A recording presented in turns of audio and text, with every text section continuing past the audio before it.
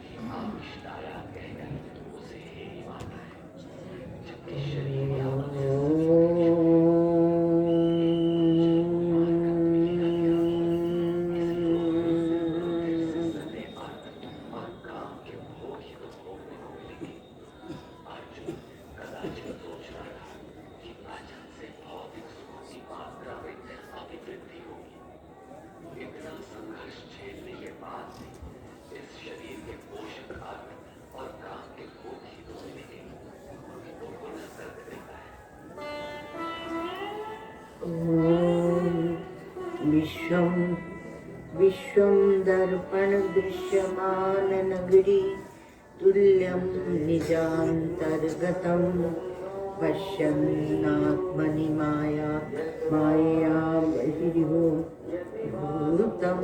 यथा निद्रया यः साक्षात् कुरुते प्रबोधसमये स्वात्मानमेवाद्वयं तस्मै श्रीगुरुमूर्तये नमः इदं श्रीदक्षिणामूर्तये।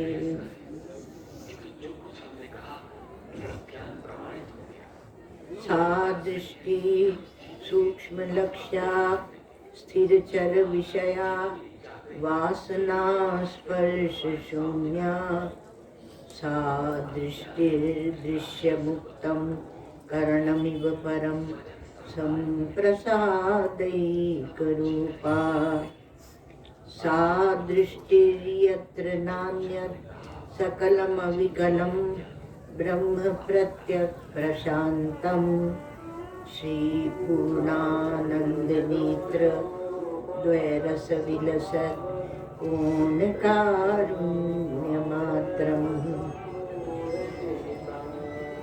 अखण्डानन्द सम्बोध मूर्तये ब्रह्ममूर्तये सुधास्मित समाश्लिष्ट नेत्रान्तस्फूर्तये नमः। ओम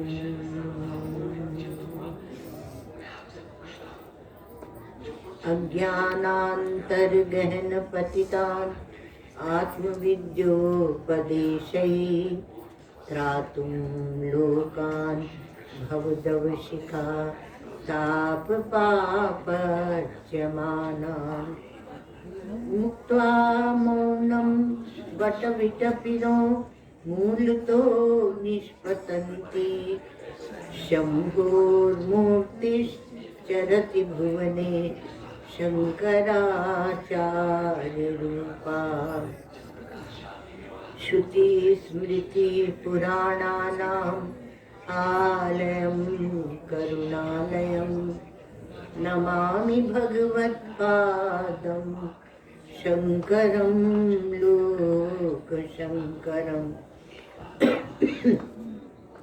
नमामि भगवत्पादं शङ्करं लोकशङ्करम्। शांति पाठ। ओम भद्रं कर्णेभिः शृणुयाम देवा भद्रं पश्येमाक्षभिर्यजत्राः स्थिरैरङ्गैस्तुष्टुवांसस्तनूभिर्व्यसेमहि देवहितं यदायुः स्वस्ति न इन्द्रो वृद्धश्रवाः स्वस्ति न पूषा विश्ववेदाः स्वस्ति नस्तार्क्ष्यो अरिष्टनेमि स्वस्ति नो बृहस्पतिर्दधातु। ओम शांति शांति शांति।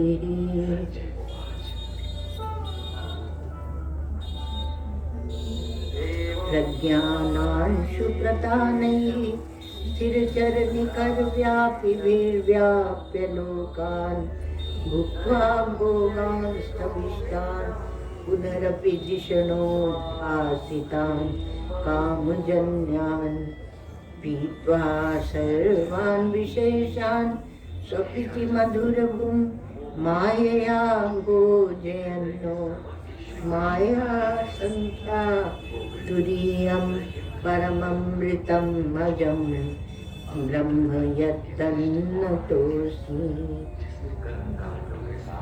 यो विश्वात्मा विधिज विषयान् प्राश्य भोगांस्तविष्टान् पश्चाच्छान्यान् समति विभवान् ज्योतिषा स्वेन सूक्ष्मान् सर्वानीतान् पुनरपि शनैः स्वात्मनि स्थापयित्वा हित्वा सर्वान् विशेषान् विगत गुणगणः पात्वसौ न स्तुरीयः।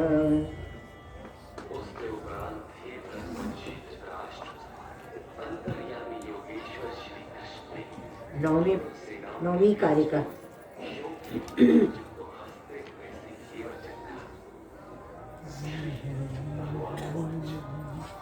मरणे संभवे चैव गत्यागमनयोरपि स्थितौ सर्वशरीरेषु आकाशेनाविलक्षणः संघाताः स्वप्नवत् सर्वे आत्ममाया विसर्जिताः आधिक्ये सर्वसाम्ये वा नोपपत्तिर्हि विद्यते रसादयो हि ये कोशा व्याख्यातास्तैत्तिरीयके तेषामात्मा परो जीवा खं यथा सम्प्रकाशितः द्वयोर्द्वयोर्मधुज्ञाने परं ब्रह्म प्रकाशितं पृथिव्यामुदरे चैव यथाकाशः प्रकाशितः जीवात्मनोरनन्यत्वम् अभेदेन प्रशस्यते नानात्वं निन्द्यते यच्च तदेवं हि समञ्जसम्।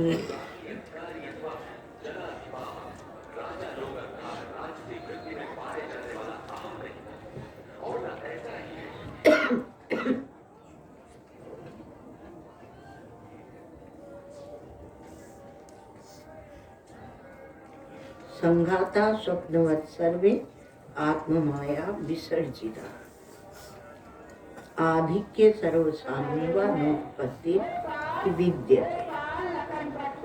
आत्ममाया से उत्पन्न हुए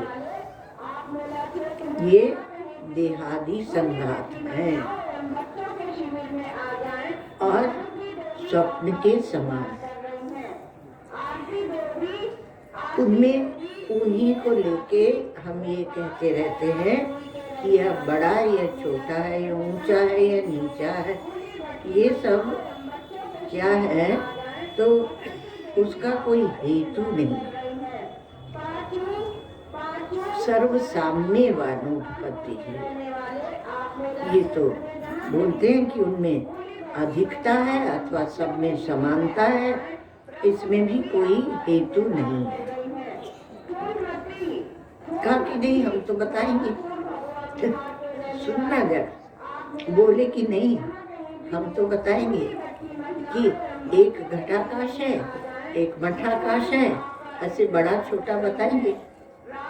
और उसी प्रकार से हम क्या कहेंगे कि एक महाराज है, राजा है, एक रंक है, कमीर है, एक गरीब है, ये ऊंचा है, ये नीचा है, ये सब हम बताएंगे। तो हम वो बताएंगे ये बुद्धिमान है, ये मूर्ख है, ये हम बताएंगे। तो महाराज गौड़पादाचार्य ने कोई गुंजाइश नहीं रखी। उन्होंने कहा वो आत्म माया है और स्वप्नवत है। स्वप्न में आप देखने गए कि एक तो यज्ञ कर रहा है और एक क्या, एक गौ हत्या कर रहा है।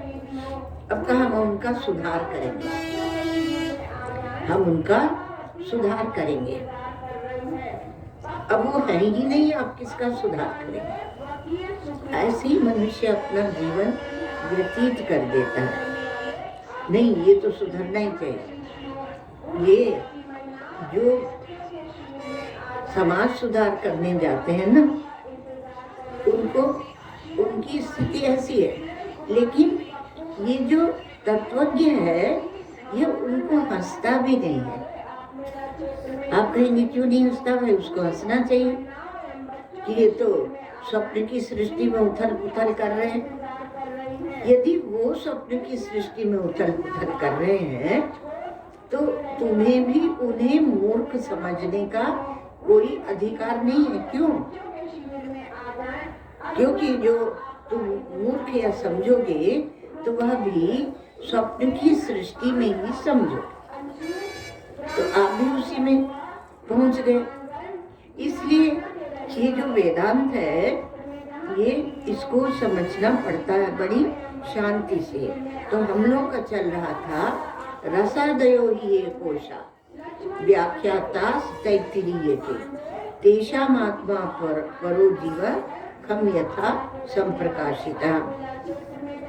कहा कि अन्न रस में, प्राण में, मनो में, विज्ञान में ये कोशों का जो वर्णन किया गया तैत्तिरीय उपनिषद अथवा तैत्तिरीय ब्राह्मण, तैत्तिरीय आरण्यक, तो इसमें जो वर्णन किया गया तेषाम आत्मा परो जीवा, इसमें आत्मा जो है और वह पर है आकाश के समान, और जैसे वो घटाकाश बनते हैं उस प्रकार से ये जीव है। तो अब ये वेदांत का जो विचार है वो बड़ा आनंद का विचार है, क्योंकि चिदाकाश का कोई संबंध नहीं है। चिदाकाश का संबंध नहीं है, हम कल्पना कर करके संबंध बनाते हैं। तो इसलिए थोड़ा भाष्य आधा देखा था, आधा रह गया है। को असो इति आह, वह कौन है ऐसे पूछा गया, तो कहा पर एव आत्मा, वह पर आत्मा है, परमात्मा ही है। तेषाम आत्मा परो, वो पर एव आत्मा। यह पूर्वम, वहीं पर तैत्तिरीय में ही पहले यह पूर्वम सत्यम ज्ञानम अनंतम ब्रह्म इति प्रकृतः, सत्यम ज्ञानम अनंतम इत्यादि वाक्यों से वहाँ पर वह प्रसंग आया था। अर्थात उस परमात्मा का, के स्वरूप का निरूपण किया गया था। निरूपण किया नहीं जा सकता, अनिर्वचनीय है, लेकिन लखाया जा सकता है, इंगित किया जा सकता है, थोड़ा सा निर्देश किया जा सकता है, वहां से ऐसे चले जाना, वहां से ऐसे चले जाना।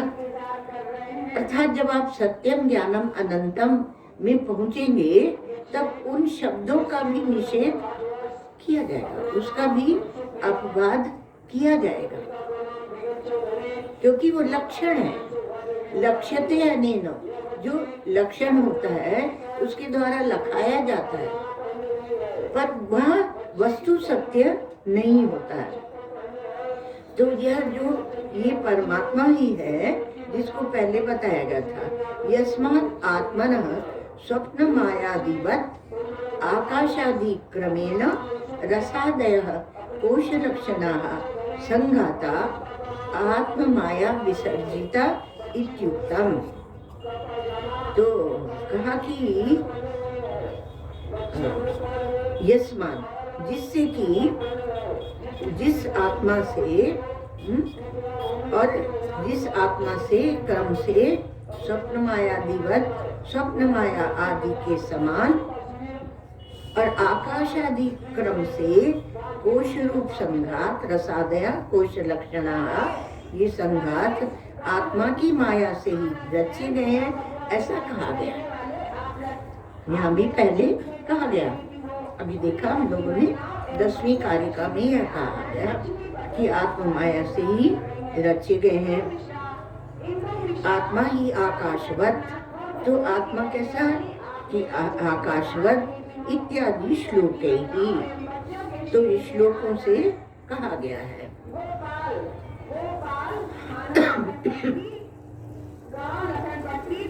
जैसे आकाश है उसी के समान प्रकाशित किया है।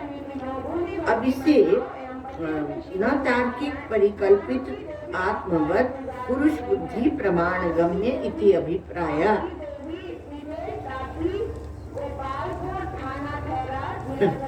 अब भाष्यकार जो है वो किसी न किसी को लपेटे में ले लेते, वो किसी न किसी को लपेटे में लेते हैं।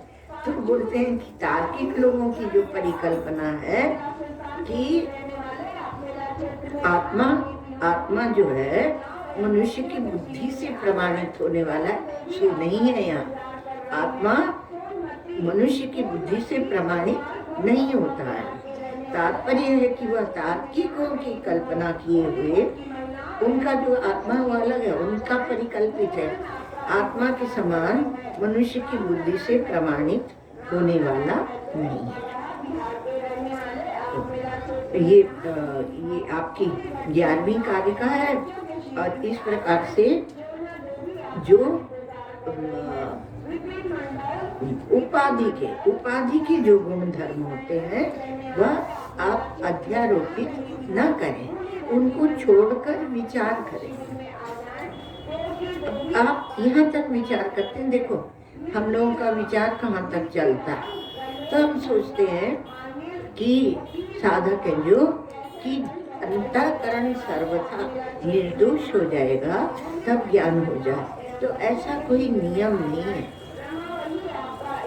हमारे श्री महाराज जी तो इतने तक बड़ा आश्वासन, देखो वेदांत विद्या से बड़ा आश्वासन आपको देने वाला कोई नहीं है। इतने तक आश्वासन देते थे कि अंतःकरण शुद्धि के लिए प्रतीक्षा मत करो, वेदांत सुनो। आपको क्या पता, यदि आपका अंतःकरण 3 महीने पहले शुद्ध हुआ, जिसको ज्ञान हुआ उसको, तो उसको 3 महीने पहले शुद्ध हुआ, 3 साल पहले शुद्ध हुआ, 3 महीने पहले शुद्ध हुआ, 3 दिन पहले शुद्ध हुआ, अथवा तो 3 मिनट पहले शुद्ध हुआ, 3 क्षण पहले शुद्ध हो गया अंतःकरण और बोध हो गया। तो आप ये काल की कल्पना में अपने आप को मत फेंको, और वो इसलिए है क्योंकि आपने अंतःकरण के साथ तादात्म्य किया हुआ है, और इसलिए उसी अंतःकरण के घेरे में घूमते रहेंगे। तो यह कोई नियम वेदांत नहीं बताता है। शुद्ध अंतःकरण चाहिए, तीक्ष्ण बुद्धि चाहिए, एकाग्र बुद्धि चाहिए। इसलिए इसको जो समझाने वाला है वह आशा लगाए रखता है, क्या पता किसको कब बोध हो जाए। एक महात्मा है रामघाट में, और हम ऐसे वेदांत सुना रहे थे, और 2-3 दिन आश्रम में रुके और चले गए। हमें प्रणाम किया और चले गए। हमने कहा आते ही रहते हैं। फिर कुछ दिनों के बाद ये हुआ कि वहाँ एक महात्मा है, वो आत्मलीन, मतलब अपने आप स्वरूप में रहते हैं। गंगा तट पे थोड़ा संस्कार है ज्ञान वैराग्य के, और वो आपके शिष्य हैं। हमने कहा पता नहीं, हमारे तो नहीं है। तो बोलते नहीं है, हम 3 दिन रुके थे आश्रम में और माता जी ज्ञान सुनाई थी, हमें बोध हो गया। ये आपको क्या बताएं, ये जो मोदी नगर जिन्होंने बसाया, गुजरमल मोदी, उनकी पत्नी दयावती मोदी, तो वो बोलती थी कि हम जब छोटे थे, मतलब विवाह नहीं हुआ, 15-16 वर्ष की होंगी, तो बोली हमने उड़िया बाबा जी महाराज का सत्संग सुना और हमें ज्ञान हो गया। वो ऐसी बोलती थी। और देखो आजकल की लड़कियां 2 बच्चे पैदा करने में रोती हैं और तीसरे में तो बिल्कुल नहीं पैदा करती, और हमने तो 14 बच्चे पैदा कर दिए क्योंकि हम आत्मज्ञानी थे। हम लोग क्या करोगे? वो ऐसे बोलती थी, हमसे बोली थी एक बार, तो बोली कि उनके नाम से स्कूल कॉलेज है इसलिए उनका नाम ले दिया। तो वो बोलती थी, वो दयावती मोदी, कि हम आत्मज्ञानी थे, हमें देहाध्यास था नहीं, तो हमने 14 बच्चे पैदा कर दिए और हम कोई रोए नहीं। अब 14 संख्या हम भूल जाते हैं, तो उसका आपको बहुत कौतूहल हो तो जांच कर लेना। हमें तो दृष्टांत देने से मतलब है ना। तो वो एक बात तो ये होती है कि हमें ज्ञान कैसे होगा, है ना, क्योंकि अंतःकरण तो हमारे अभी राग आते, द्वेष आते, और इतना शास्त्रों में वर्णन किया गया आपको सावधान करने के लिए। तो आप क्या करते हैं कि राग द्वेष इत्यादि जो है उनको नहीं छोड़ते, उनको मेंटेन करते हैं, उनको दृढ़ता से बना के रखते हैं, उनको बना के रखते हैं आप दृढ़ता से। और ये कहते हैं कि हमें तो कहाँ से ज्ञान हुआ। एक सज्जन थे वहाँ पर अलीगढ़ में, बहुत अच्छा बच्चा था वो, हमारा बड़ा आदमी था, हम ऐसे ही बच्चा कह देते, तो आप लोग उसको क्षमा करें। तो बोलता था बहुत साधुओं की सेवा करें, बहुत साधुओं की सेवा करें। अब वो कहे, हमें का थोड़ा शांति से बैठ के सुनो। हम बोले हमें समझ में आता है, पर अभी हमें ज्ञान नहीं होगा, अभी हमें नहीं ज्ञान होगा, क्योंकि हम अभी ब्राह्मण शरीर नहीं हमारा। इसलिए जब ब्राह्मण हो के हम पैदा होंगे तब हमें ज्ञान होगा। किसी किसी को ऐसा होता है कि जब हम वेद आदि पढ़ेंगे तब हमें ब्रह्म ज्ञान होगा, वो दूसरी बात है। पर हम कुछ ना कुछ विशेषता बनाना चाहते हैं, क्योंकि हम विशेषता में बैठे हुए हैं स्वयं। तो एक तो बात ये होती है। दूसरी बात क्या होती है कि जो ज्ञानी पुरुष है, दूसरी बात इसमें से आप निकालना, क्योंकि यहाँ आपके उपाधि का निषेध किया जाता है। तो ज्ञानी पुरुष की जो आत्मा वह जितनी मुक्त होती है, वह जितनी मुक्त होती है, अद्वितीय ब्रह्म है वो। अज्ञानी पुरुष की आत्मा भी उतनी ही मुक्त होती है, और वह भी अविनाशी है, शुद्ध है, उतनी ही शुद्ध है, उतनी ही अद्वितीय ब्रह्म है, परिपूर्ण है। तो केवल भेद क्या है? जानने और न जानने का भेद है। ये ज्ञान को जो लोग नकारते हैं वो अपने आप को ही नकारते हैं। यो अन्यथा संतमात्मानम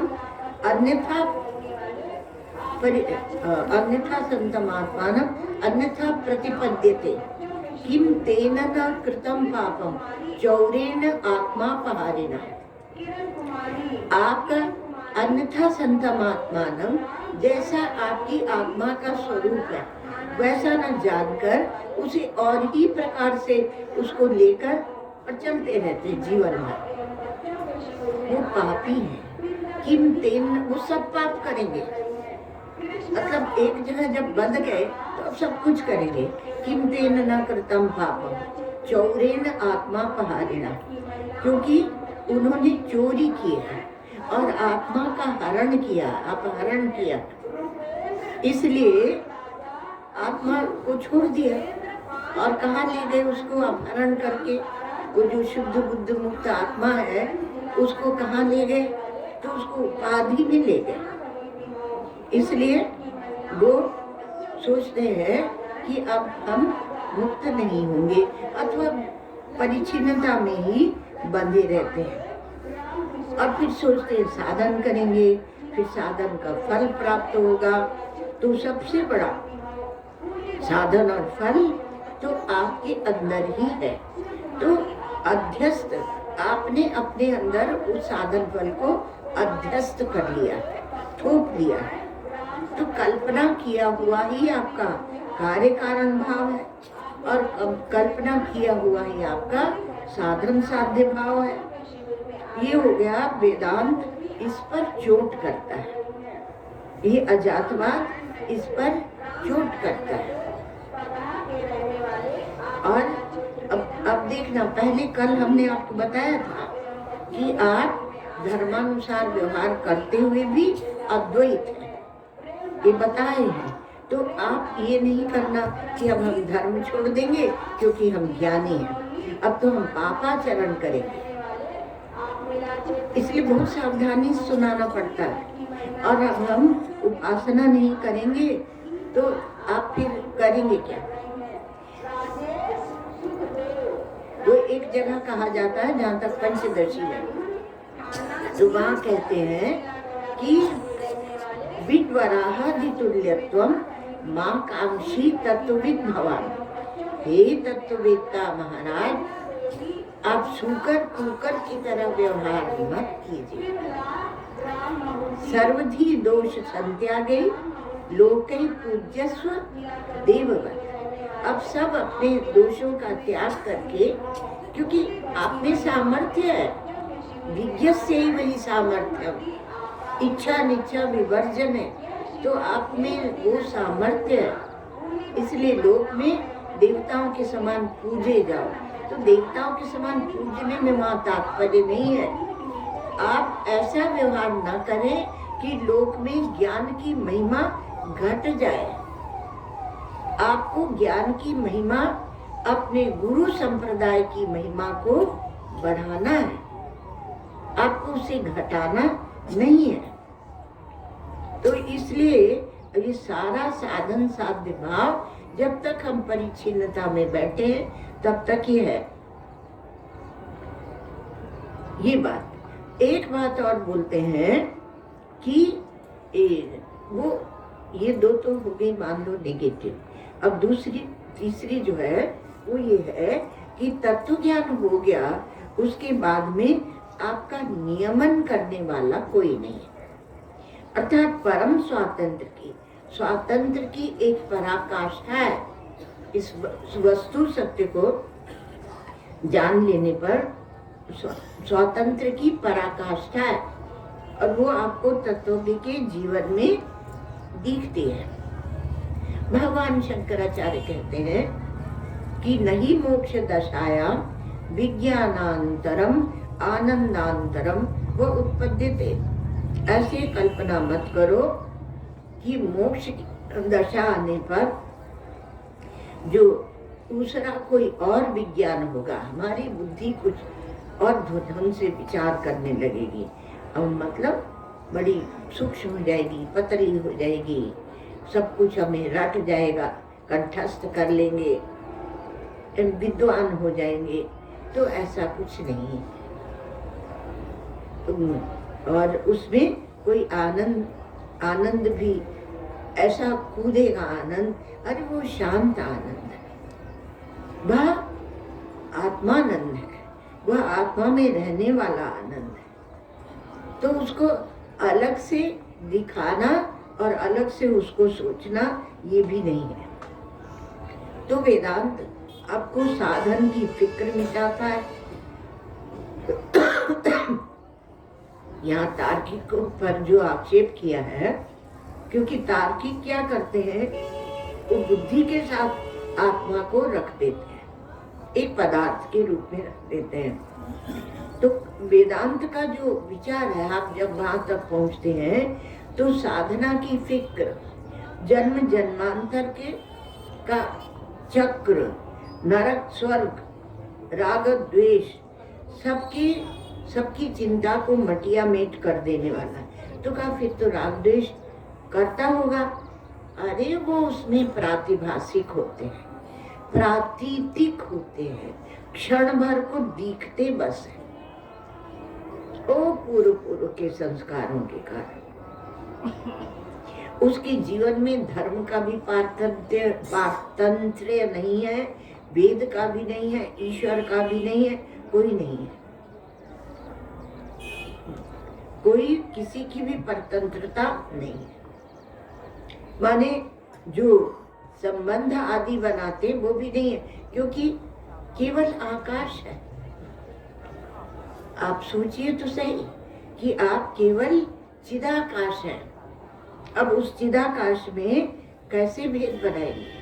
तो वो जो संबंध आदि के भेद बनाए जाते हैं वो शाब्दिक होते हैं, वो वाचिक होते हैं, वो बौद्धिक होते हैं। और बहुत बार क्या होता है कि जो शाब्दिक वाचिक ऐसे बौद्धिक वेदांती हैं, वो वेदांत का विरोधी करने लगते हैं, उसके विरोधी हो जाते हैं। इसलिए हम लोग हमेशा शास्त्र प्रमाण को सामने रखते हैं, क्योंकि शास्त्र होगा तो आप बता भी सकेंगे, और जो शास्त्र के अनुसार चल रहे हैं वहां आप सुरक्षित हैं। और जो अपनी मनमानी बता रहे वहां सुरक्षित नहीं है। तो तेषाम आत्मा परो जीवा खम यथा संप्रकाशिता। तो उसका पर ये जो परो जीवा है, आप क्या कल्पना कर सकते हैं कि भगवान में ये दोष है, ये दोष है, वैसे कर भी लेते क्योंकि जब दुखी होते ना, कोई आपके अनुसार नहीं होता। अब भगवान ने यहाँ इतने लोगों को बुलाया और फिर मार क्यों डाले? अब भगवान के ऊपर दोषारोपण कर दिया। तो इसलिए अब परम आत्मा है वह, उस आत्मा जो कहीं संस्पृष्ट नहीं होता, अपने स्वरूप में ज्यों का त्यों रहता है, वो परम आत्मा है। तो इसलिए उसका दोष से कोई संबंध नहीं, पर हम उसमें भी दोषारोपण कर देते हैं। आरोप लगाने का तो व्यवहार में भी करते हैं, और जब अवतार लेता है तो उसको भी हम नकार देते हैं। अवतार वो लेता है कि आप अभेद तत्व को, अद्वैत तत्व को जाने, पर बेचारा जो उसका आलम्बन ले रहा उस भगवान का, उसको क्या बोलते हैं?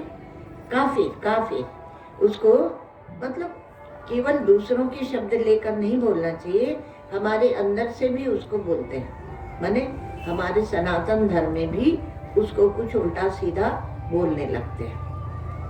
मतलब इसके कम अकल है, ये लकीर का फकीर है, तो ये पुंगा पंडित है, ऐसे बहुत कुछ बोलते हैं।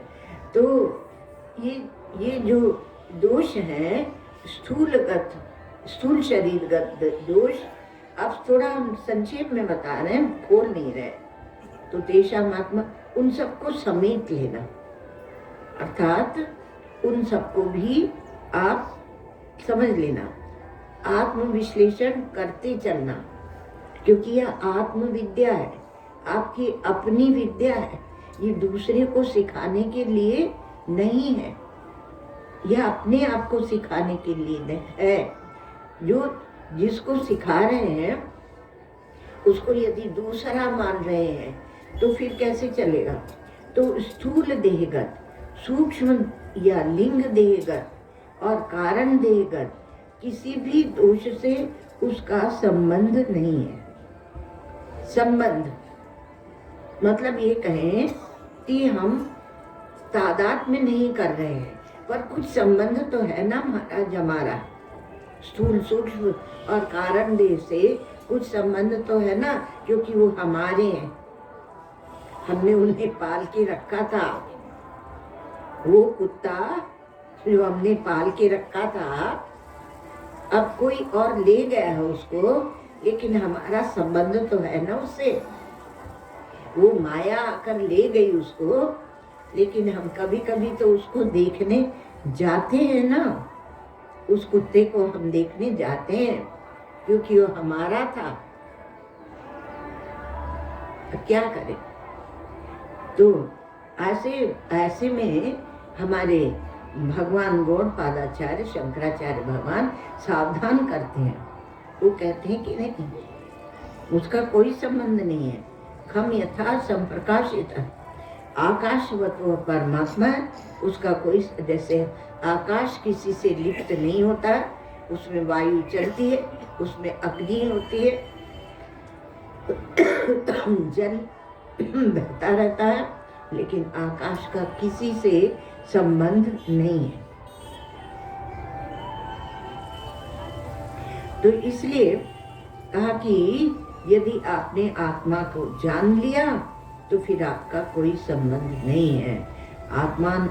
आत्मानं चेत् विजानीयात् अयम् अस्मीति पुरुषः किमिच्छन् कस्य कामाय शरीरम अनुसंजरेत्। यदि आपने अपने आत्म तत्व को जान लिया कि मैं यह हूँ, तो और भला किस इच्छा से और किस कामना से आप अपने शरीर को कष्ट देते हैं।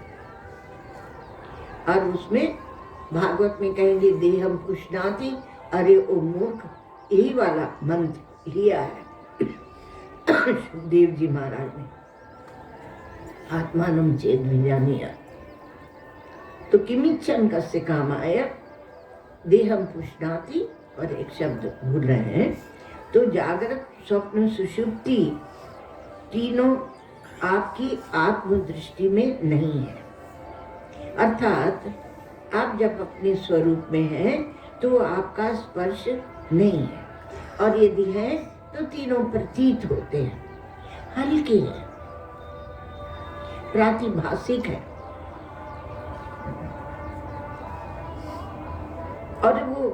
कहा कि नहीं, जागृत अवस्था में तो है ही।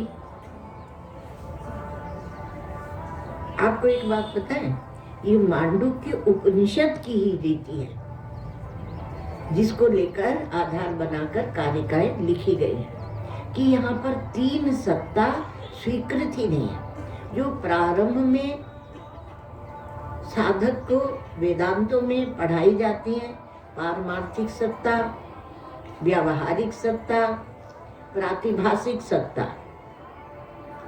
अब यहाँ पर क्या होता है, व्यवहारिक की छुट्टी कर देते हैं, अर्थात व्यवहारिक सत्ता प्रातिभाषिक हो जाती है, वही प्रातिभाषिक सत्ता है।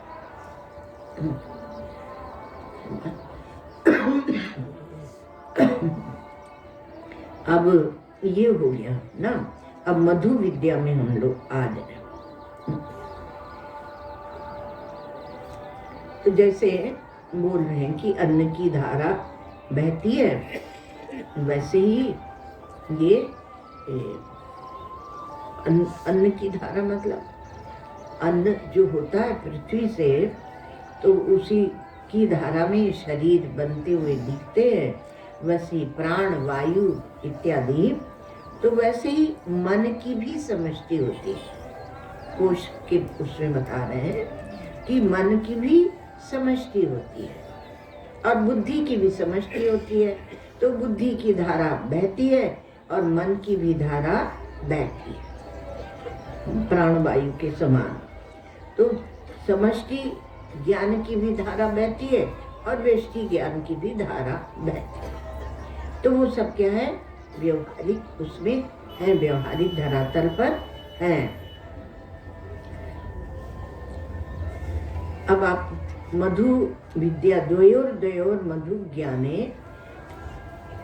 परम ब्रह्म प्रकाशितम। अब 12वें कारिका को देखिए, तो कि जिस प्रकार से द्वयोर मधु ज्ञान है। मधु ज्ञान जो है, मधु विद्या है, वहां पर ये बताते हैं, वो बृहदारण्यक के दूसरे अध्याय का 5वां ब्राह्मण है। तो वहाँ ये बताते हैं कि जिस प्रकार पृथ्वी और उदर में, पृथिव्याम उदरे चैव यथा काशः प्रकाशितः। तो कहा कि जैसे पृथ्वी और उदर में एक ही प्रकाश, एक ही आकाश प्रकाशित हो रहा है। पृथिव्याम उदरे चैव, वही आपका आकाश वाला दृष्टांत, यथा काशः प्रकाशितः। आपके पेट में भी एक आकाश है और एक आकाश आपको बाहर दिख रहा है। पृथ्वी और उदर में एक ही आकाश प्रकाशित हो रहा है। उसी प्रकार से बृहदारण्यक में बताया मधु ब्राह्मण में कि अध्यात्म और अधिदैव दोनों स्थान में एक ही ब्रह्म निरूपित किया गया है। जो अभी बता रहे थे कि एक ही धारा बह रही है, अन्न की धारा, प्राण की धारा, मन की धारा। तो उसको जोड़ा किससे, अध्यात्म और अधिदैव। तो अध्यात्म और अधिदैव यह बहता रहता है। तो दोनों स्थानों में एक ही ब्रह्म है, अध्यात्म में और अधिदैव में। अध्यात्म क्या है, जैसे आपके नेत्र अध्यात्म है, और अधिदैव क्या है, अधिदैव सूर्य है। तो अधिदैव सूर्य है और ये अधिदैव और अध्यात्म। तो कहा कि जो आपके नेत्रों में है पुरुष, वही वहाँ है। तो अवच्छिन्नता की, विशिष्टता की दृष्टि से, अर्थात नेत्रावच्छिन्न चैतन्य और सूर्यावच्छिन्न चैतन्य, अथवा नेत्र विशिष्ट चेतन और सूर्य विशिष्ट चेतन। तो एक को कह दिया अध्यात्म और एक को कहा अधिदैव, देवता। तो वहां भी एक ही वस्तु को दिखाया गया। अब आपको आकाश से हटाने के पहले आकाशवादी चिंतन से हटाने के पहले आपको ये दिखा रहे हैं कि एक मधु विद्या है, वहां भी ऐसी एकता दिखाई गई है। किंच अधिदैवम आध्यात्मम च भाष्य तेजोमयो अमृतमयः पुरुषः पृथिव्याद्यंतर्गतो यो विज्ञाता पर एव आत्मा ब्रह्म सर्वम इति द्वयोर्द्वयोर अद्वैत क्षयात् परम ब्रह्म प्रकाशितम। इतना ही नहीं, आगे बोल रहे हैं किंच, और भी बताते हैं आपको। अधिदैव और अध्यात्म भेद से जो तेजो में और अमृत में पुरुष पृथ्वी के भीतर है, और जो विज्ञाता परमात्मा ब्रह्म ही सब कुछ है। विज्ञाता एव आत्मा ब्रह्म सब कुछ है।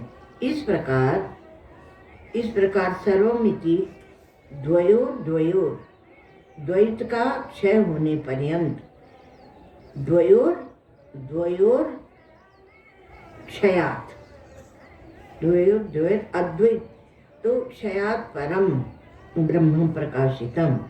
द्वैत का क्षय होने पर द्वयोर ये समझ में नहीं आ रहा, द्वैत क्षयात् पर्यंत लिखा तो ऐसे है कि द्वयोर अद्वैत क्षयात् पर्यंत परम ब्रह्म प्रकाशितम, पर ऐसा नहीं है। द्वयोर द्वैत क्षयात् परम मतलब जब अधिदैव और अध्यात्म जो दो करके बताया जाएगा मधु विद्या में, तो उसका जब तक द्वैत का क्षय होने पर्यंत दोनों स्थानों में परम ब्रह्म का ही प्रकाशन किया गया है, उन्हीं का प्रतिपादन किया गया है। कहाँ पर क्व इत्याह ब्रह्म विद्याख्यम मधु अमृतम अमृतत्वम मोदन हेतुत्वादि विज्ञायते यस्मिन् इति मधु ज्ञानम मधु ब्राह्मणम तस्मिन् इत्यर्थः। तो कहाँ बताएगा? तो बताते हैं कि जिसमें ब्रह्म विद्या नामक आख्यम यानी ब्रह्म विद्या नामक मधु यानी अमृत और अमृतत्व, अमृत का ज्ञान, मधु अमृतम अमृतत्वम मोदन हेतुत्व, वो मधु शब्द का अर्थ अभी बताते हैं आपको। तो कहा कि मधु अमृतम अमृतत्वम मोदन हेतुत्वाद विज्ञायते, वो मोदन करता है, अमृत का ज्ञान है, आनंद का हेतु होने के कारण उसे अमृतत्व है। उस इति मधु ज्ञानम मधु ब्राह्मण तस्मिन् इत्यर्थः। तो ब्रह्म विद्या संज्ञक जो मधु है, तो मधु यानी अमृत ज्ञान है, क्योंकि मधु शब्द जो बनता है तो एक तो सबका चयन करके मधु निकालते, मीठा होता है, माद देते, आपको एक मद देता है और मतलब आनंद देता है, और एक मधु शब्द वो मद मतलब ज्ञान से भी बनता है, ज्ञान परक है। तो विज्ञायते यस्मिन् इति मधु ज्ञानम मधु ब्राह्मण तस्मिन् इत्यर्थः। तो मधु ज्ञान उसका प्रतिपादन हुआ। तो किम इव इत्याह, किसके समान प्रतिपादन? तो का पृथिव्याम उदरे चैव। तो कहा कि जिस प्रकार लोक में पृथिव्याम उदरे चैव यथा एक आकाशो अनुमानेन प्रकाशितो लोके तद्वत् इत्यर्थ। तो इस पर ये कहते हैं कि जिस प्रकार से लोक में अनुमान से पृथ्वी और उदर में एक ही आकाश प्रकाशित होता है,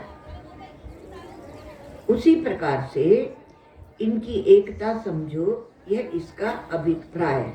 जैसे आकाश और आकाश में एकता है, उसी प्रकार से यहाँ अध्यात्म और अधिदैव में एकता है। एक बात ये बताई जा रही है, और दूसरा दो करके जहाँ बताया जा रहा है, तो एक तो ये बताया जा रहा है, और दूसरा उसमें जो अमृत तत्व है, जो मिठास है, जो आनंद है, जो ज्ञान है, वह एक ही है।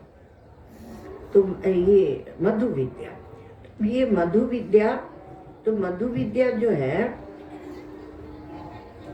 तो वहाँ पर ये बोलते हैं कि मैं उसका रस हूँ। मधु माने रस होता है, रस भी होता है। जैसे मधुमक्खी सबका फूल का रस लेकर और ले जाकर एक जगह एकत्र करती है, उसी प्रकार से ये जो विभिन्न नाना फूल खिले हुए हैं हम सब के रूप में, उसके अंदर एक ही मधु है, जो सार है, जो मिठास है, जो मधु है, वह एक ही है। तो अहम अमुष्य रसा, मैं अमुक अमुक का रस हूँ।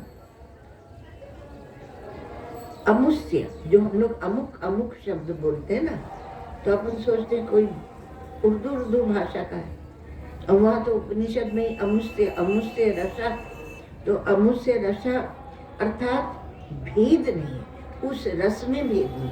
जैसे मधुमक्खी विभिन्न फूलों से रस एकत्र करके और एक जगह ले जाकर एकत्र करती है, तो उसने क्या निकाला? रस। वो फूल तो बने रहे, लेकिन रस निकाल लिया उसमें, और रस निकाल के और एक जगह एकत्र हो गया, उसके पास वह इकट्ठा हो गया। उसी प्रकार से यहाँ क्या है, आपको रस निकालना कहाँ से? अधिदैव से, अध्यात्म से रस निकाला, क्योंकि उसमें एक ही ब्रह्म है। तो वह निकाल के, मतलब ऐसे निकालने की बात नहीं, समझने की बात है। तो वह रस जो है वह एक ही है, और वह चेतन है। यथा वै मधुकृतो निष्तिष्ठन्ति समवहारम एकताम गमयन्ति। जितने भी फूल खिले हुए हैं उनमें रस एक है। तो रस पर जब आप दृष्टि ले जाएंगे तो रस ही आत्मा है, रसो वैसा, वह आत्मा है। सो सा आत्मा तत्वमसि श्वेतकोट, वही आत्मा है। तो सामान्य रस एक ही है, हम में, तुम में, सब में। तो सब में रस वही है, तो उसके लिए अनेकता का तिरस्कार किया जाता है। मधु विद्या क्या है कि द्वयोर मधु ज्ञाने, तो उसमें अनेकता का तिरस्कार कर दिया जाता है। जो अनेकता है वह, और यहाँ तो कौन सी अनेकता का तिरस्कार किया जा रहा है? मधु विद्या में अध्यात्म और अधिदैव की अनेकता। अब आप तो ब्रह्मांड में पहुंच गए, क्योंकि आप तो उधर सूर्य से एक हो रहे हैं, आकाश में बैठे बैठे ही, क्योंकि आकाश में सब कुछ है। तो वो रसत्व जो जाति है उसका तिरस्कार किया जा रहा है, अर्थात अपवाद किया जा रहा है। तो जो अलग अलग भिन्न भिन्न आप जाति समझ रहे हैं, तो रस मात्र जो उसमें, उसको देखो, रस मात्र वस्तु तुम हो। तो इयम पृथ्वी सर्वेशाम भूतानाम मधु, ये पृथ्वी सब भूतों का मधु है।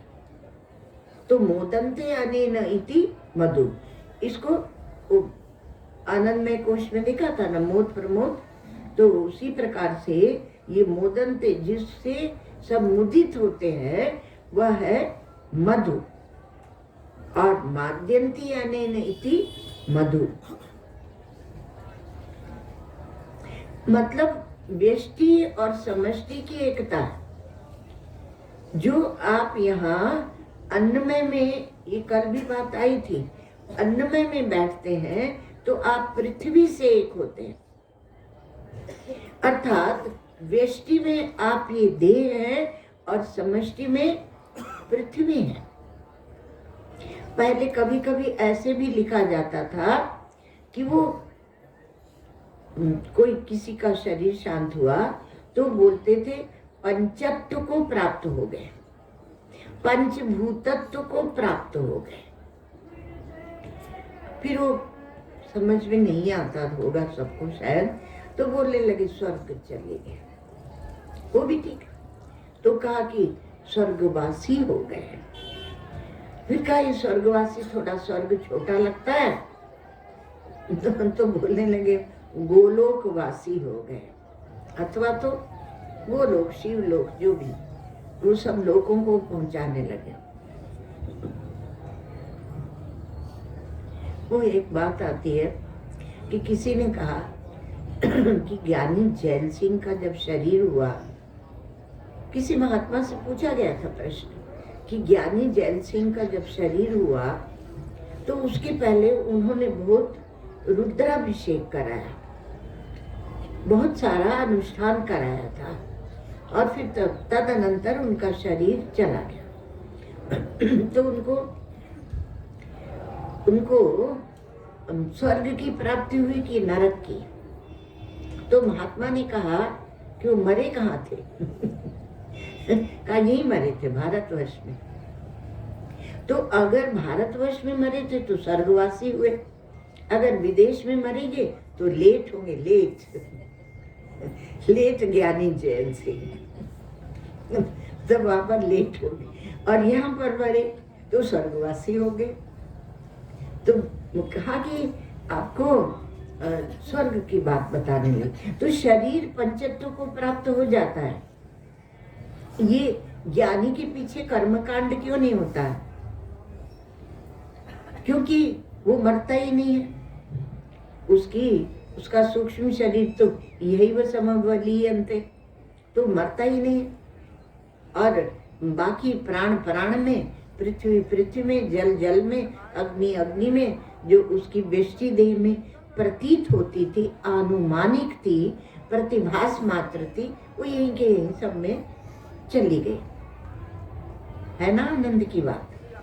अब और कौन सा आनंद जाओगे? तो कहा कि वह जो है ये, और तीसरा क्या हुआ? एक तो कहा मन्यते इति मधु, माद्यंती इति मधु, जो हमको आनंद देता है वह मधु है, जो हमको थोड़ा सा मद, थोड़ा नशा देता है वह मधु है। और मन्यते इति मधु, मन माने ज्ञान से, तो जो ज्ञान स्वरूप है वह मधु, ऐसा मधु।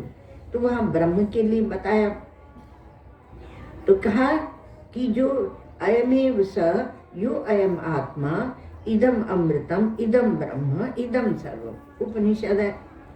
तो आगे कहा कि वो दो दो जो लगा लिए, तो यह ही वह है, और यह आत्मा है, और इदम अमृतम, यह अमृत है, यह ब्रह्म है, इदम सर्वम। बात ये हुई, थोड़ा संक्षेप में आपको बता देते हैं। फिर बात ये हुई कि कहा कि ऐसे में तो तुम तो प्रत्येक व्यक्ति को क्या स्वकेंद्रित कर दोगे, खुदगर्ज बना दोगे। इसलिए यहाँ से निकलेगा निष्कर्ष, आगे बताते हैं आपको। तो यहाँ द्वयोर से जल और वीर्य दोनों में एकता है, और अग्नि और वाक जो, मतलब एक अग्नि क्या है, ये अधिदेव है, और वाक आपके पास है, तो दोनों में एकता बता दी, अध्यात्म। और आदित्य और सूर्य अभी बताया था आपको, तो आदित्य सूर्य और आँख आपका अध्यात्म है, और सूर्य अधिदेव है, तो दोनों में एकता बताया। द्वयोर मधु ज्ञान है। और दिशाएं और श्रोत्र, दिशाएं वो अधिदेव है। अगर दिशाएं नहीं हो तो हम लोग एक दूसरे का शब्द नहीं सुन सकते। और श्रोत्र अर्थात कान, और चंद्रमा और मन, इनकी एकता बताते हैं। तो चंद्रमा क्या है? अधिदैव है। और मन आपका अध्यात्म है। उसी प्रकार से विद्युत और शरीर में तेजस, उपनिषद में उसे बताया है ना।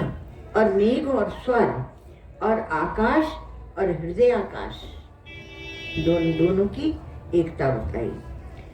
धर्म और धर्म का फल, उसी प्रकार से एक मनुष्य जाति और एक मनुष्य व्यक्ति, एकता है कि नहीं? एकता है। मनुष्य व्यक्ति अध्यात्म हो गया और मनुष्य जाति, तो इसमें एकता है। उसी प्रकार से जो सब में जो प्राण है, सर्व प्राणियों का देह और एक का दैह्य जीव, तो इस प्रकार से वहाँ 13 चीजें बताई जाती हैं। तो जोड़े से बताया जाता है। तो बाहर भी मधु है और भीतर भी मधु है। बाहर भी मधु है। यो अयम आत्मा इदम अमृतम इदम ब्रह्म इदम सर्वम। तो इतना अच्छा ज्ञान बता रहे थे, फिर ये सर्वम में काहे को चला?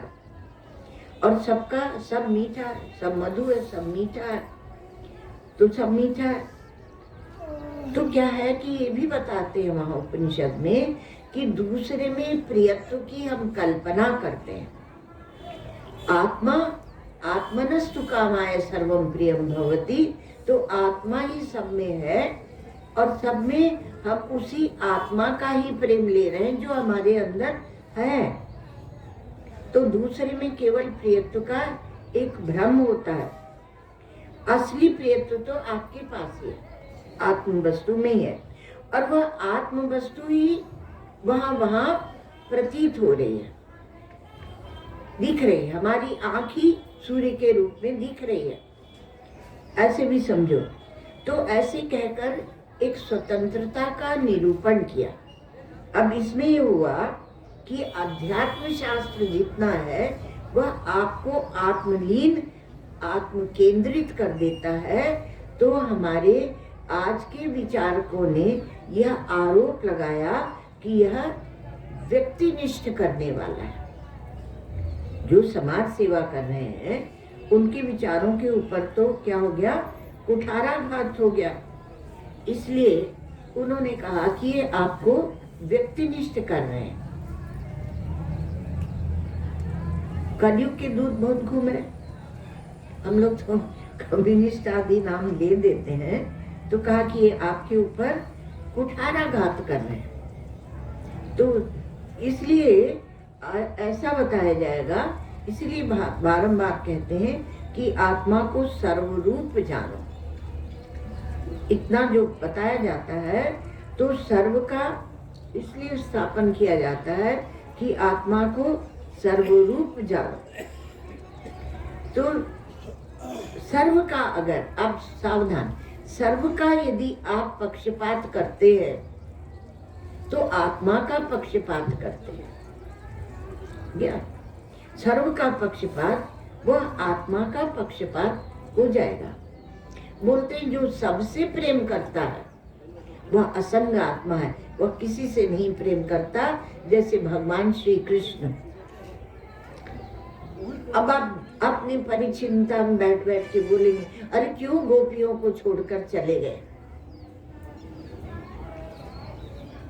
तो वास्तव में इस बात पर जब वो चलती है चर्चा, तो लोग कहते हैं कि वो जो गोपियां थी उन्होंने ज्यादा प्रेम किया और श्री कृष्ण ने नहीं किया।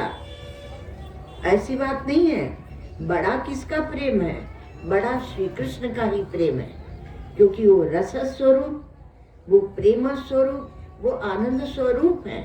जो आनंद सिंधु सुख राशि सीकर तेरे लोक सुपासी, एक बिंदु उसमें से उछालते हैं और तीनों लोग तृप्त हो जाते हैं। वो परमात्मा है। तो इस विज्ञान को न समझने के कारण हम बहुत जगह भ्रमित होते हैं। तो यहाँ कोई आत्मलीनता, व्यक्तिनिष्ठता नहीं है, पर आप जब सबसे प्रेम करते हैं तो आप किसी से प्रेम नहीं करते, और ये असंगता का लक्षण है। और जब किसी से प्रेम नहीं करते तो आप सबसे प्रेम करते हैं, वो सर्वात्मा हो जाता है। तो ये सर्वात्म भाव, जब तक ये आत्मा की परिच्छिन्नता से हम उठते नहीं हैं, तो आत्मा की परिच्छिन्नता को तोड़कर ये सर्वात्म भाव, विश्वात्म भाव, ब्रह्मात्म भाव जब तक प्राप्त नहीं करोगे, यह व्यक्तिलीनता, आत्मलीनता, ये जवानी जमा खर्च थोड़ी है। महाराज जी का शब्द है कि यह कोई जुबानी जमा खर्च थोड़ी है कि ये छूटेगी, ये छूटेगी नहीं। आप वहां से जाकर अपने देह में फंसोगे। अब हम कहाँ फंसे? अपने देह में फंसे। तो देह कोई कहीं सौंदर्यीकरण होता है। अरे देह को छोड़कर जब तुम सब सर्व की ओर देखते हो, तब वहां वास्तविक प्रेम है। और जब अपने को ही देखते रहते हो तो क्या प्रेम है, क्या प्रेम किया? तो इसलिए, क्योंकि आत्मनस्तु काम है सर्वम प्रियम भवति, तो जो सर्व में आत्मा का विचार रख रहा है, समझ रहा है, जान रहा है, देख रहा है, एक होता है सर्वात्म भाव और एक होती है सर्वात्म दृष्टि। दृष्टि को लेकर सब परेशान है कि ये दृष्टि दृष्टि बोलते रहते। तो सर्वात्म दृष्टि, तो सर्वात्म दृष्टि जिसको प्राप्त हुई है वह विचलित नहीं होगा, और जिसको सर्वात्म दृष्टि नहीं प्राप्त हुई तो कोई बात नहीं, कोई पाप नहीं लगेगा। सर्वात्म भाव ही बनाओ, चलेगा। सर्वात्म भाव बनाओ। पर उसमें क्या है कि शायद हो सकता है डगमग हो जाए, पर जब दृष्टि की प्राप्त हो गई तब वहां पर फिर आपकी ब्रह्मनिष्ठता बनेगी। अब ये क्या है, समय हो गया ज्यादा, तो अब इसकी चर्चा, और बहुत सुंदर प्रसंग आ गया, हम लोग कल करेंगे। ओम सर्वे भवन्तु सुखिनः, सर्वे सन्तु निरामयाः, सर्वे भद्राणि पश्यन्तु, मा कश्चित् दुःखभाग् भवेत्। असतो मा सद्गमय, तमसो मा ज्योतिर्गमय, मृत्योर्मामृतं गमय। ओम पूर्णमदः पूर्णमिदं पूर्णात् पूर्णमुदच्यते, पूर्णस्य पूर्णमादाय पूर्णमेवावशिष्यते। ओम शांति शांति।